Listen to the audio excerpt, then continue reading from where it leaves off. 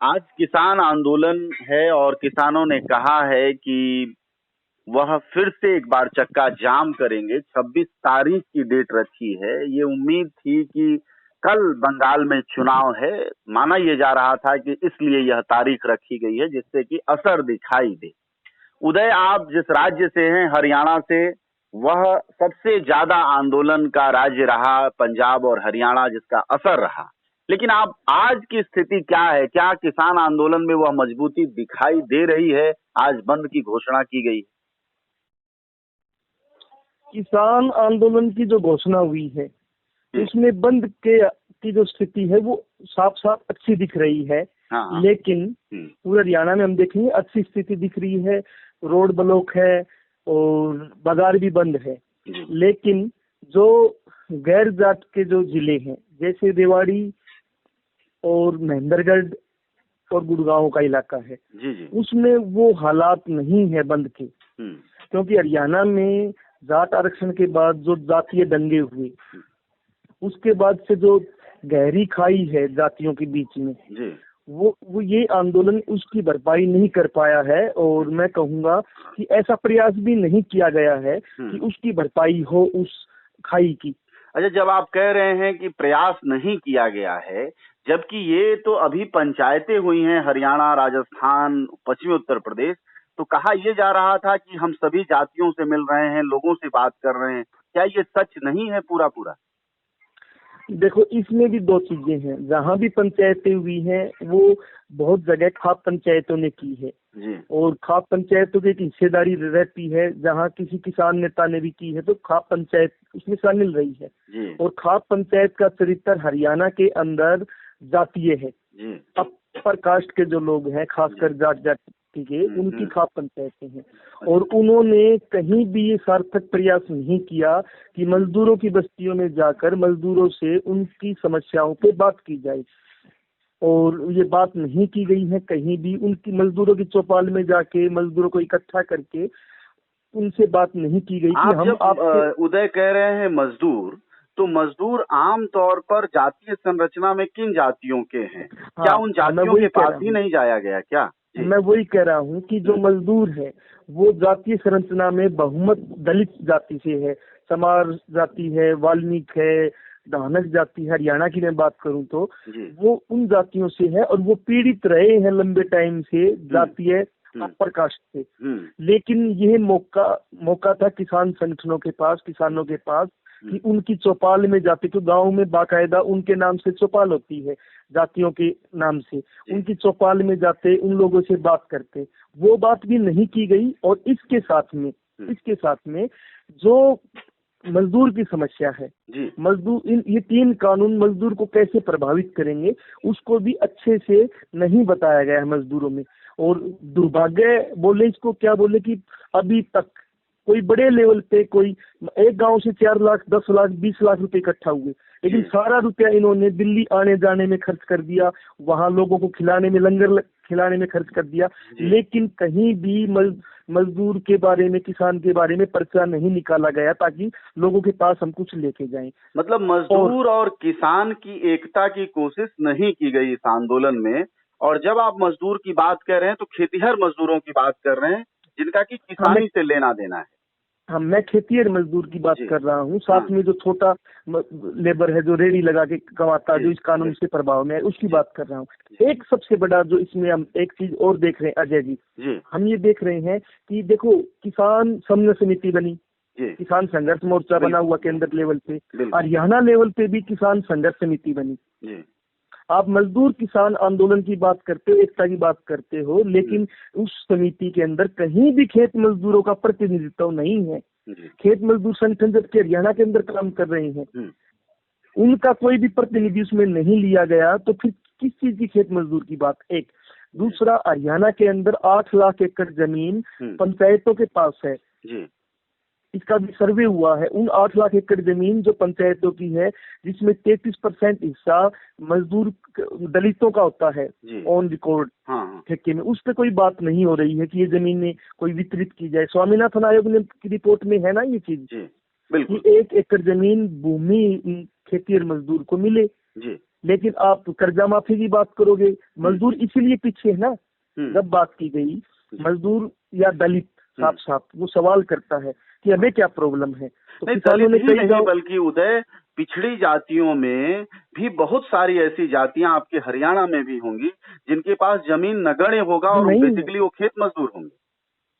हाँ, नहीं है ऐसी जमीनें, बहुत जातियां हैं। हाँ, जैसे मतलब जांगड़ा समुदाय है, खाती जिनको बोलते हैं, पिछड़ा जाति है लोहार वो। जो है, हाँ, पिछड़ी है, खाती है, लोहार है, और आप देखोगे सुनार है, जी। ठीक है, वो बहुत जगह खेती में इन्वॉल्व है, मजदूरी भी करते हैं, लेकिन उनके पास जमीन आपको हरियाणा में नहीं मिलेगी। हरियाणा में आपको सैनी के पास, गुज्जर के पास, अहीर के पास, जाट के पास, ब्राह्मण के पास, इन जातियों पे ही आपके पास जमीनें मिलेगी या पंजाबियों में मिलेगी। मैं दूसरा एक सवाल कर रहा हूँ कि जब किसान कुछ गाँव में गए, हमने गाँव में गए रिपोर्ट बनाई, तो किसानों ने कहा मजदूरों से कि आप भी आंदोलन में शामिल होइए। तो मजदूरों ने कहा हम क्यों हो भाई, हमें क्या प्रॉब्लम, हर आदमी पूछेगा ना कि हम क्यों शामिल हो। अच्छा, ये सवाल मजदूरों की तरफ से आया किसान आंदोलनकारियों के? हाँ, किसान आंदोलन में मजदूरों की तरफ से आया कि हम क्यों शामिल हो, हमें नफा नुकसान क्या है। तो एक रटा हुआ जवाब है किसानों के पास कि आपका टीडीएस सिस्टम खत्म हो जाएगा, जो 2 रुपए किलो आटा मिलता है या गेहूं मिलता है, या नरेगा बंद हो जाएगा। तो इस बात से कन्विंस नहीं हुए मजदूर? तो मजदूरों ने कहा कि पीडीएस जो सिस्टम है वो बंद होगा या नहीं होगा। उनका एक दर्द था मजदूरों में, जब इन्होंने बोला किसानों ने कि आपका पीडीएस खत्म हो जाएगा, तो जो मजदूरों का दर्द था कि आप ही लोग तो गाड़ियां देते थे कि मजदूर फ्री में खाता है, और साथ में जातीय गाड़ी देते थे, इसलिए हमारा बंद होता है। तो आज आपको दर्द क्यों है? कल तक तो आप ही बंद करवा रहे थे हमारा पीडीएस, कल तक तो आप ही नरेगा को गाड़ियां दे रहे थे, नरेगा गलत आ गया जिससे मजदूर सर पे बैठ गया, या ये ऐसी नाम दलित के नाम पे गाड़ियां देके ये लोग सर पे बैठा दिए नरेगा ने, तो बंद होने दो। या फिर एक सवाल और आया मजदूरों का कि इससे किसानों ने बोला कि इससे जमीन चली जाएगी, और जमीन चली जाएगी तो आपको मजदूरी भी नहीं मिलेगी। तो मजदूरों ने कहा कि हमें मजदूरी मिले या नहीं मिले, आपकी जमीन जाएगी, आप हमें हिस्सा दे दो जमीन का। ठीक है, जो जमीन बंटवारा की बात है, ये भी बहुत गाँव में ऐसे सवाल आए हैं। मतलब जमीन बांट दो वाली बात हो रही है। हाँ, बहुत जगह मजदूरों ने बोला है कि जमीन, आप हमें जमीन दे दो, हम लड़ लेंगे आपके साथ मिलकर। ये पूरे हरियाणा का एक वो है। मतलब जाहिर तौर पर यह सिर्फ हरियाणा में ही सवाल नहीं उठा होगा, बल्कि यह सवाल हर राज्य में है कि जो खेतिहर मजदूर हैं और जो किसान हैं, उनमें पहले से ही एक डिस्प्यूट है, और इस बार कोशिश बिल्कुल नहीं की गई कि मजदूरों को भी साथ लाया जाए। इसके साथ में मैं एक बात और बता रहा हूँ अजय जी आपको। जो खेती करने वाले यहाँ पे कास्ट हम बात करेंगे तो वो बहुमत में जाट जाती है हरियाणा में। उसके बाद आप अहीर है, गुज्जर है, सैनी है, और जाट गैर जात की जो लड़ाई है, जो आरक्षण में जो साफ दिखी हिंसा के तौर पे, वो इन्हीं जातियों के बीच में ज्यादा थी। उन लोगों को ये भी लग रहा है कि ये पूरा आंदोलन जाट जाति का है, और अगर ये आंदोलन जीत जाते हैं तो कल को फिर ये हम पे दोबारा हमला कर सकते हैं, मजबूती से इकट्ठा होके इस जीत के नशे में, और आरक्षण की मांग भी करेंगे। ऐसी भी जब मैं अलग अलग हीरो के गांव में, गुजरों के गांव में रिपोर्टिंग करने गया, वहाँ बात करने गया, तो वहां से ये चीजें निकल के आई है कि आज अगर ये दोबारा मजबूत हो गए तो कल को फिर आरक्षण मांगेंगे, कल को फिर ये हमला करेंगे। ये मजदूर को भी डर है। यानी मतलब ये बात एक चीज और निकल कर आ रही है इन क्षेत्रों से कि सिर्फ खेत मजदूर ही नहीं, बल्कि जो जाति आधार पर किसान हैं, जिनके पास जमीन है, लेकिन इस आंदोलन के बड़े भागीदार नहीं हैं, क्योंकि जाट वर्चस्व जो है फिर से उभर कर आ जाएगा। ये एक सवाल भी उठ रहा है।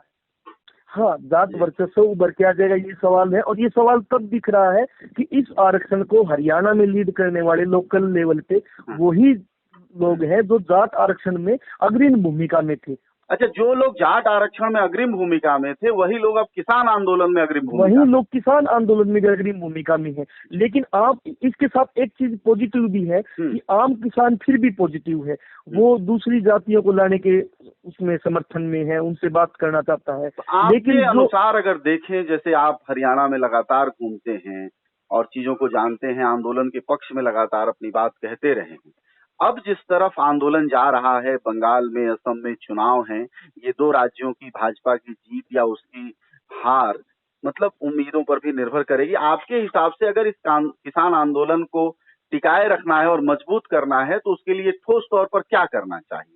जो अब कमजोरी मुझे दिखाई दे रही है, बिखरता हुआ आंदोलन दिखाई दे मुझे मुझे लग रहा है कि इस पूरे मूवमेंट को रहा है। अगर स्थायी तौर पे रखना है, एक तो सबसे बड़ी प्रॉब्लम ये है कि ये थकाऊ आंदोलन हो गया है बिल्कुल। कि लगातार गांव से दिल्ली, दिल्ली से गांव और लगातार बड़ी बड़ी पंचायतें, जी। तो इससे थकाऊ हुआ है। तो दूसरा मजदूर की और मतलब दलित जातियों की जो भागीदारी नहीं हो पाई है। तो मेरा ये है कि इस आंदोलन को अगर जीतना है और मजबूती से चलाना है तो जो बहुमत में बहुत बड़ी तादाद में जो यहाँ दलित जातियां हैं और गैर जात पिछड़ी जातियां हैं, पिछड़ी जातियां, उनको अपने प्रभाव में साफ साफ लेना पड़ेगा उनकी मांग मुद्दों को लेकर कि आपको क्या मिलेगा, कि हम आपको गांव में आगे से भाईचारा की सुरक्षा देंगे या जमीन में आपको हिस्सा देंगे जो पंचायत की जमीन होती है। अभी तो आपको एक और मैं हरियाणा के संदर्भ में एक और जानकारी दे देता हूँ कि हरियाणा का जो गांव स्ट्रक्चर है उसमें जो गांव की जमीन होती है, शामलात जमीन जिसको बोलते हैं, जोहड़ है या बनी है, वो जमीन के ऊपर मालिकाना हक उन्हीं लोगों का होता है, पंचायत का होते हुए जो बहुमत जो जमीन की जाती है, जमीन से जुड़ी जाती उन्हीं का होता है। वो दलितों को गांव का हिस्सा भी नहीं मानते।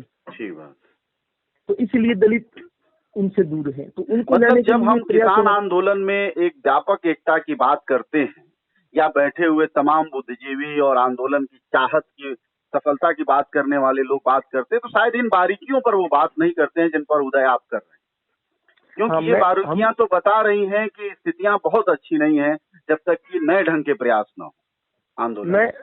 हालात अच्छे नहीं हैं और भारत हरियाणा के अंदर जिनकी सरकार है वो जब जातीय कार्ड खेलेगी तो एक झटके में इस आंदोलन के खिलाफ दलित जातियों को खड़ा कर देगी। और उन्होंने विधानसभा में दलित विधायकों को जो जिस प्रकार से उन्होंने अपनी तरफ से सफाई के लिए रखा है वो पूरा वही प्रयास है।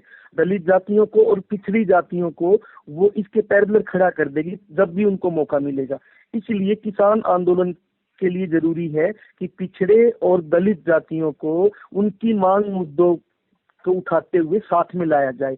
उनके बीच में जाके जो मनमुटाव है, जो गलतियां पीछे हुई है, जो बहुमत बड़ी कास्ट है, उसकी जिम्मेवारी बनती है कि उनसे बात करें, अपने पीछे की गलतियां माने। कि आप मान लो कोई जाति विवाद हुआ, उनके बीच में बैठ के बोले भाई पीछे जो गलती हुई उसके लिए हम पूरे समाज की तरफ से माफी मांगते हैं और आगे ये समस्या साम्राज्यवाद या मतलब बहुत बड़ी पूंजी के खिलाफ है तो आप साथ मिलके आइए, हम मरेंगे तो साथ में आप भी मर रहे हो, तो समझाए। ये दरिया दिली, यह साहस जो विवेक का साहस होता है वह इन नेताओं को, इन किसान आंदोलनकारियों को दिखाना पड़ेगा।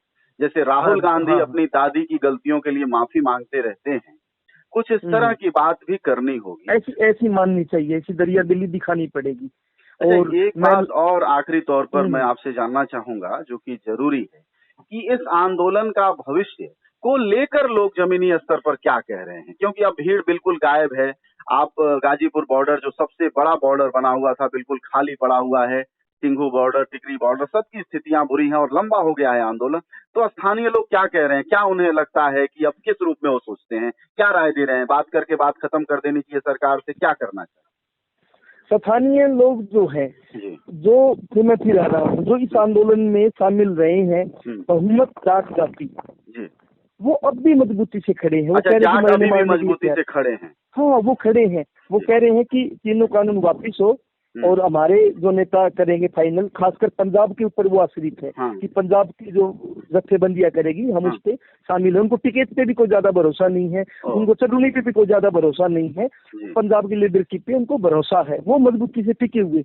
लेकिन गैर जात जो जातियां, पिछड़े और दलित, तो 90% तो यही होंगे ना। हरियाणा की संरचना में देखें तो वो मुश्किल 20% जाट नहीं होंगे या इसी के आसपास 38% के आसपास जाट जाती है हरियाणा में। काफी ज्यादा है 38%। हाँ, और दूसरा क्या होता है कि जिस गांव में मान लो कि 70% जाट जाती है और 30% मजदूर है, दलित जातियां हैं, तो वो दलित जातियां भी जाट जाति के साथ सम्मिलित हो जाती हैं क्योंकि उनको उस गांव में रहना है बिल्कुल। यानी आंदोलन में जो थोड़े बहुत गरीब दिखाई देते हैं कभी कभी हरियाणा की ओर से, तो क्या वो मतलब जातीय वर्चस्व के दबाव में भी आंदोलनों में शामिल है? ये सच्चाई है। मतलब जाति वर्चस्व ये होता है कि गांव में जो फैसला होता है, गांव के लोगों ने पैसा इकट्ठा किया, तो बड़ी जो बहुमत की कास्ट है वो जो पैसा इकट्ठा करती है, तो दूसरी जो अल्पमत की कास्ट है वो इसलिए पैसा दे देती है न चाहते हुए भी कि हाँ भाई कल को हमें गाँव में रहना है, आज हम नहीं देंगे तो फिर ये बोलेंगे। और गांव में होता है कि बात भाई, बात को कोई मना नहीं करता, बात बोलती इसको गांव में कोई मना नहीं करता, बहुमत गांव जब इकट्ठा होता। लेकिन इसके विपरीत अगर मजदूर का आंदोलन होता है दलितों का, वो इकट्ठा करते तो बहुमत जाति नहीं देती चंदा, लेकिन इन्होंने देना पड़ता है। और ये आप खुशी से मान लो या मजबूरी में मान लो। चलिए, तो ठीक है, धन्यवाद आपसे बातचीत के लिए।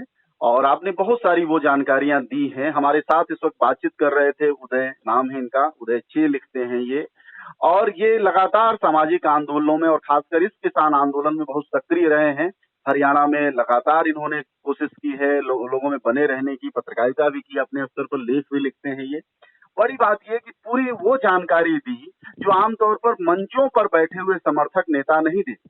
आप यह जानिए कि उदय आंदोलन के विरोधी नहीं है, लेकिन उन्होंने जो बारीकी बताई है वो आंदोलन की चुनौती की है कि अगर आंदोलन को विस्तार और आगे बढ़ना है तो जाहिर तौर पर दलितों, पिछड़ों की और खासकर जाट छोड़कर दूसरी जातियों की ताकत को लेना होगा और खेतिहर मजदूरों के सवालों को भी उठाना होगा। उसके बगैर चाहे आज आप भारत बंद कर दें या कल भारत बंद कर दें, सब कुछ बेअसर होता दिखाई देने लगा है। शुक्रिया आपका, धन्यवाद। धन्यवाद सर आपका।